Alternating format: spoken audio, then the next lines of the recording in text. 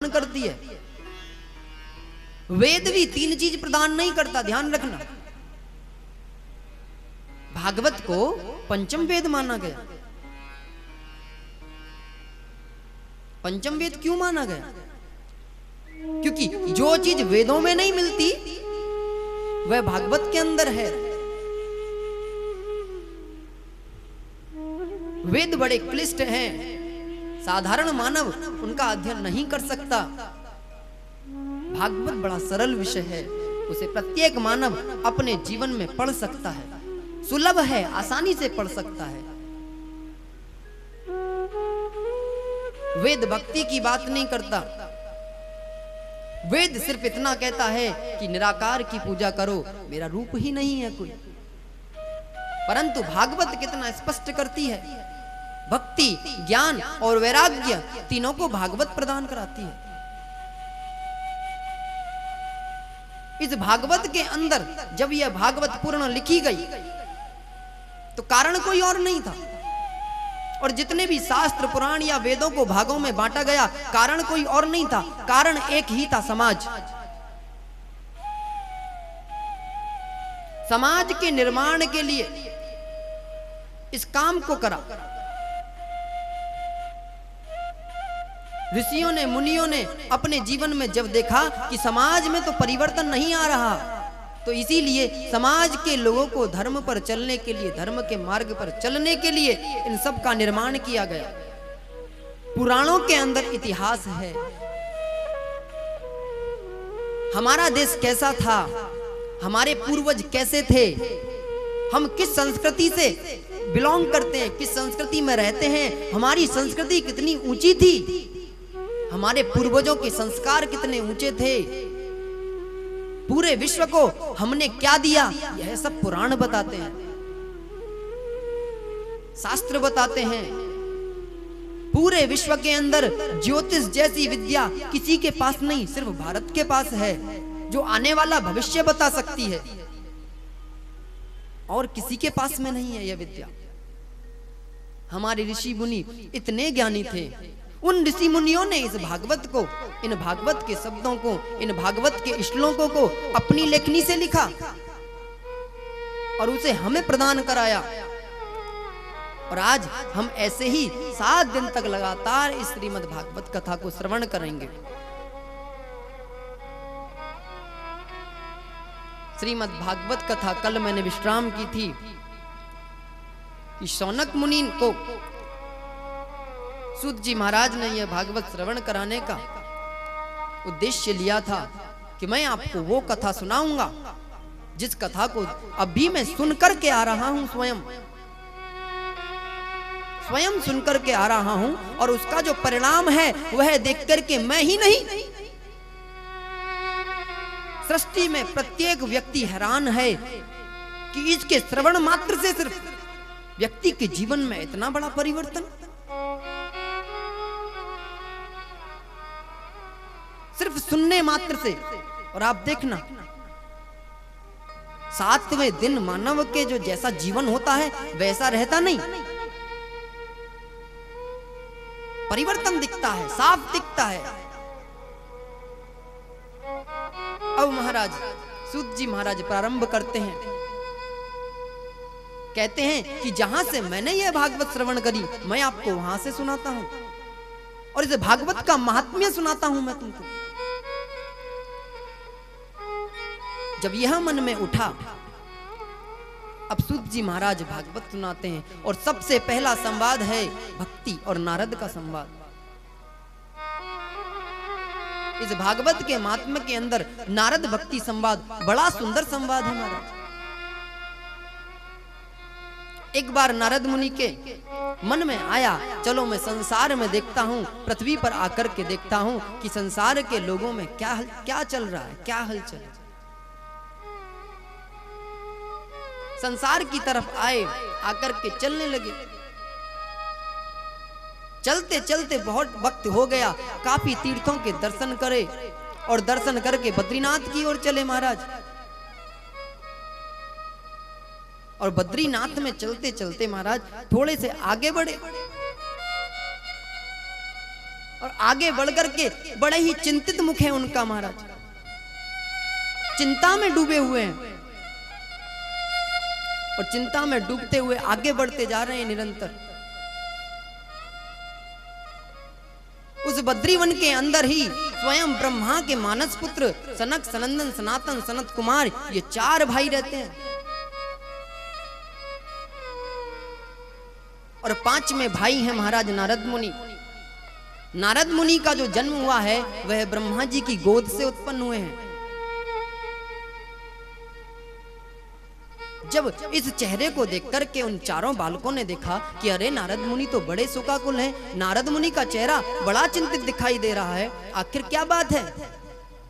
जब थोड़े से आगे निकल गए तो निकल करके तुरंत ही नारद मुनि को आवाज दी उन सनक, सनंदन, सनातन, सनत कुमार 4 भाइयों ने, अरे नारद मुनि जरा ठहरिएगा, क्या बात हुई, क्या हुआ, कहां जा रहे हो। और जैसे ही महाराज नारद मुनि ने उन 4 भाइयों को देखा और देखते ही महाराज आंखों से आंसू झलक आए, नारद मुनि रोने लगे। सनक बोले, अरे भैया तुम क्यों रो रहे हो, क्या तुम्हें इस बात की प्रसन्नता है कि हम काफी समय बाद मिले हैं और आप पृथ्वी पर क्या कर रहे हो, और आप पृथ्वी पर क्यों आए हो, कारण बताइएगा। कारण पूछते हैं और पृथ्वी पर आकर के तो देव लोग भी इस भारत की भूमि में आने के लिए तरसते हैं कि हमारा जन्म भारत की भूमि में हो, और आपका जो चेहरा है वह निस्तेज क्यों है। अब नारद मुनि बोलते हैं, अहम तुम पृथ्वीं यातं ज्ञात्वा सर्वोत्तमामिति पुष्करं च प्रयागं च काशीं गोदावरीं तथा हरिक्षेत्रं कुरुक्षेत्रं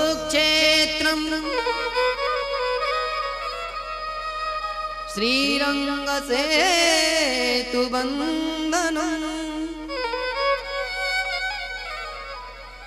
एवमादिति तीर्थेषु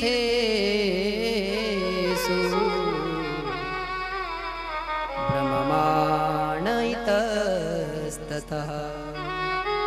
हे भैया, मैंने सोचा यह पृथ्वी बहुत श्रेष्ठ है, इस पृथ्वी में बहुत मन लगता होगा, इस विचार करके मैं इस पृथ्वी पर आया और आकर के जब मैंने पृथ्वी के तीर्थों का भ्रमण किया तो मैं तीर्थों का भ्रमण करके हैरान रह गया कि जिस धरा पर भगवान ने स्वयं अवतार लिया, उस धरा पर रहने वाले लोगों का विचार, उस धरा पर रहने वाले लोगों की मानसिकता, उस धरा पर रहने वाले लोगों को सोचने की शक्ति ऐसी कैसी बन गई। जितने भी उच्च स्तर के तीर्थ में जाता हूँ वहां पर देखता हूँ कि पाखंड की सीमा तारों को तोड़ करके, लक्ष्य को तोड़ करके बहुत दूर जा चुकी है। भगवान के देवालय व्यापार का रूप ले चुके हैं।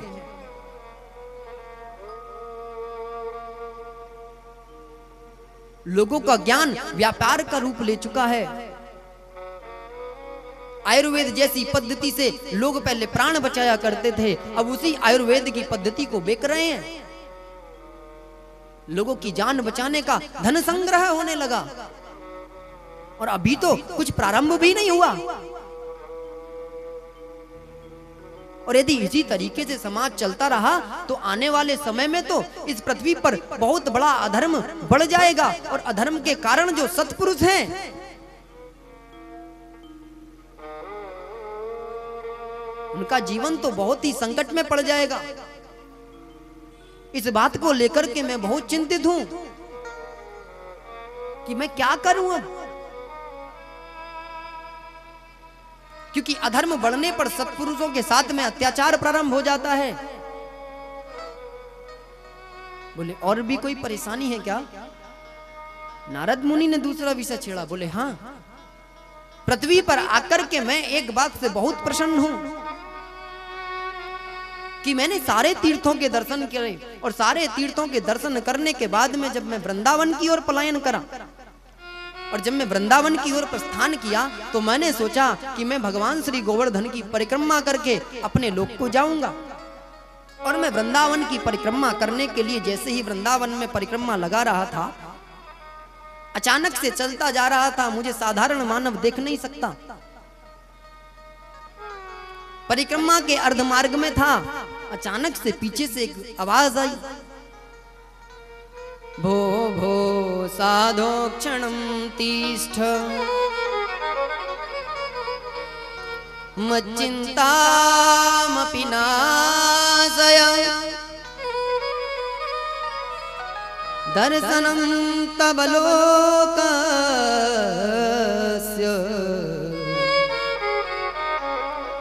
सर्वथा गहरं परम्।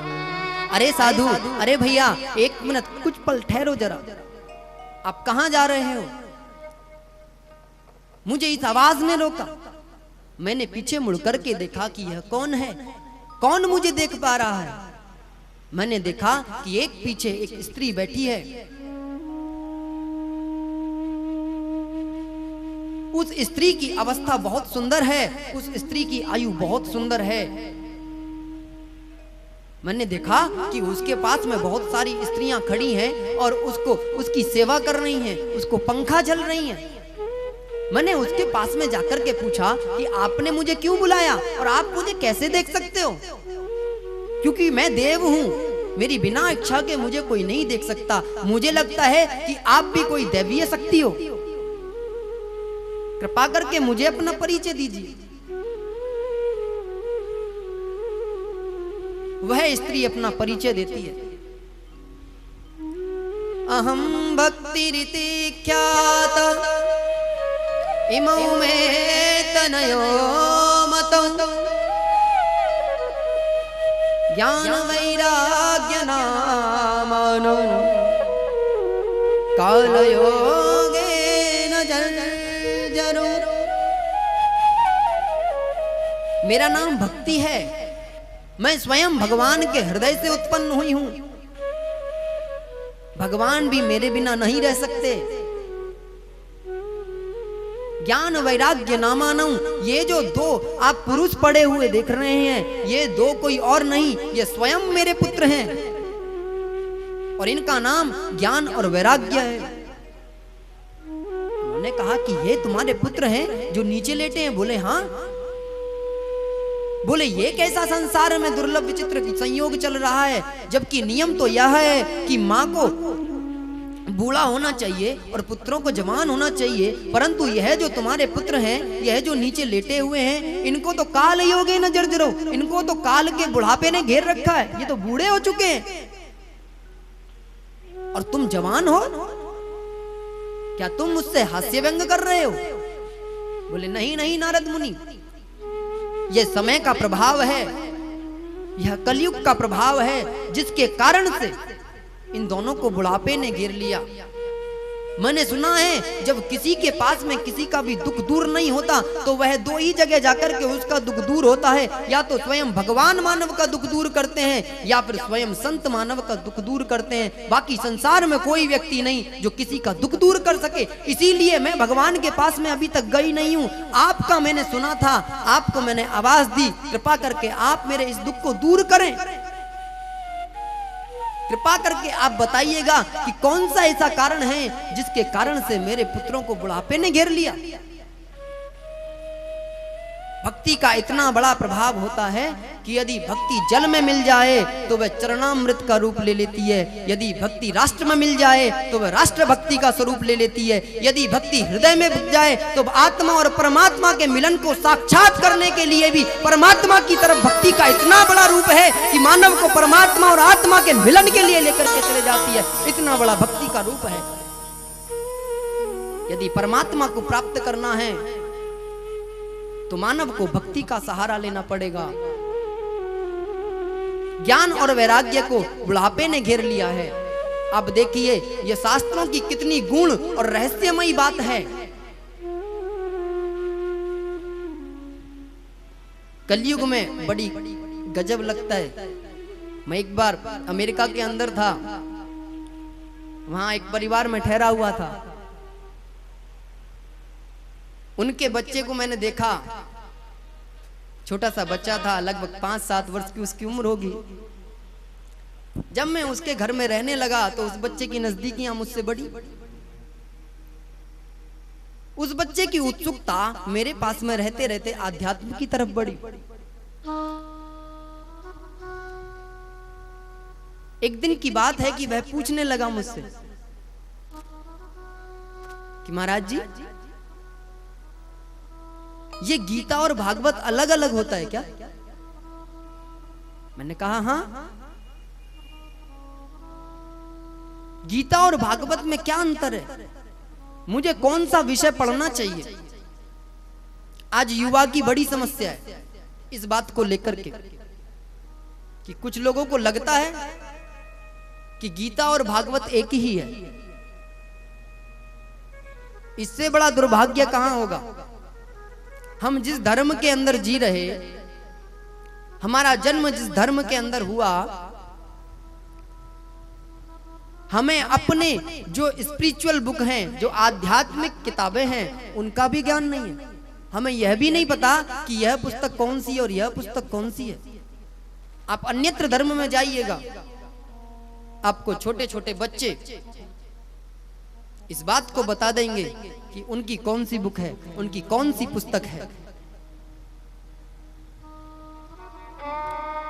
क्यों ऐसा क्यों हुआ? क्योंकि हमने अपने बच्चों को साधुओं से, संतों से, उनकी जो नजदीकियां थी उनसे दूरियां बनवाई। बच्चों को भगवान से दूर रखा, भगवान की किताबों से दूर रखा। और तो और बच्चों को इतना ही नहीं, एक बड़ी भारत की प्राचीन परंपरा थी कि जब बच्चे को नींद आया करती थी तो मां लोरी सुनाया करती थी। हमने अपने बच्चों को लोरी तक से दूर किया।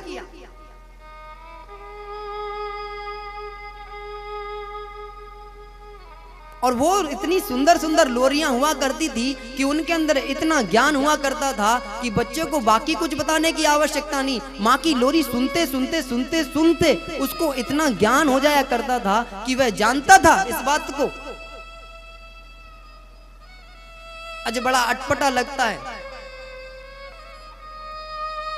जब इन बातों को सुना करता हूं कि आप हिंदू धर्म के अंदर पैदा हुए, भगवान ने आपको हिंदू बना करके भेजा।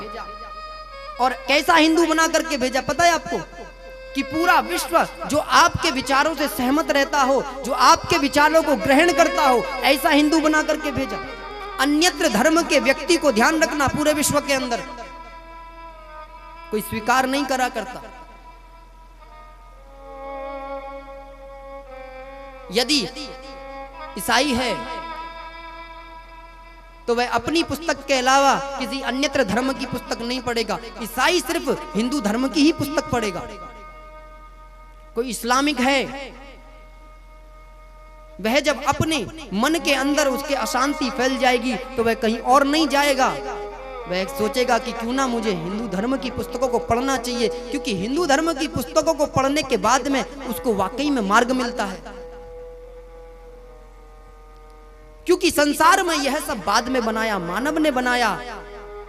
जिस चीज को मानव बनाया करता है वह अधूरा हुआ करती है, और जिसको परमात्मा बनाया करता है वह पूर्ण हुआ करता है। सनातन परमात्मा ने बनाया, बाकी सब कुछ मानव ने अपनी सोच से, अपने विचार से इस संसार के अंदर निर्माण किया। सब कुछ, कोई भी विज्ञान जिस चीज को भगवान ने बनाया उसमें ना 1 इंच उसको घटा सकता है और ना 1 इंच बढ़ा सकता है। परमात्मा ने वृक्ष बनाए, कोई विज्ञान ऐसा नहीं हुआ कि उसके अंदर कुछ हरकतें कर सके, वह पूर्ण बना करके भेजा। भगवान ने वायु बनाई, ना आज तक कोई वैज्ञानिक पता है कि वायु देख नहीं सकता, तो कोई वैज्ञानिक वायु को देख ही नहीं पाया। और जिस चीज को मानव ने बनाया उसमें कुछ ना कुछ कमियां रही, क्योंकि सनातन परमात्मा ने बनाया है। स्वयं परमात्मा ने अपने आप इसके अंदर जो ज्ञान है वह कोई आयु में नहीं बंधा हुआ। ऐसा नहीं कि किसी ने लिखा हुआ हो। ये लेखनी प्रक्रिया भी बाद में प्रारंभ हुई। श्रुति जो सुन सुन करके जिनका अध्ययन किया गया हो, जिनको सुन सुन करके श्रवण किया गया हो, उन्हें वेद कहते हैं। बाद में लेखनी प्रक्रिया प्रारंभ हुई। भक्ति के बुढ़ापे को दूर करने के लिए नारद मुनि विचार करते हैं कि भक्ति, मैं तुम्हारा बुढ़ापा जरूर दूर करूंगा और तुम चिंता मत करना। जब तक मैं तुम्हारा और तुम्हारे पुत्रों का यह जो दोष है, यह जो दुख है, इसको दूर नहीं कर देता, तब तक मैं भगवान का दास नहीं कहलाऊंगा, जब तक मैं तुम्हारा दुख दूर ना कर दूं। नारद मुनि ने ज्ञान और वैराग्य के कान के अंदर बहुत सारे श्लोक बोले, बहुत सुंदर सुंदर वेदों की श्रुतियां बोली, बहुत सारा ज्ञान उनके कानों में भरने का प्रयास किया, परंतु ज्ञान वैराग्य कुछ समय के लिए उठते हैं और फिर सो जाते हैं।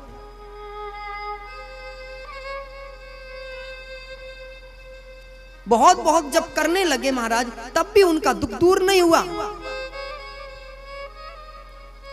अब महाराज नारद मुनि बड़े चिंतित होने लगे, सोचने लगे अब क्या करूं। वेद इसके कान में बोल लिए, श्रुतियां इसके कान में बोल ली, यदि ज्ञान वैराग्य का बुढ़ापा वेद और श्रुतियां भी नहीं कर सकती तो इनके बुढ़ापे को दूर आखिर करेगा कौन?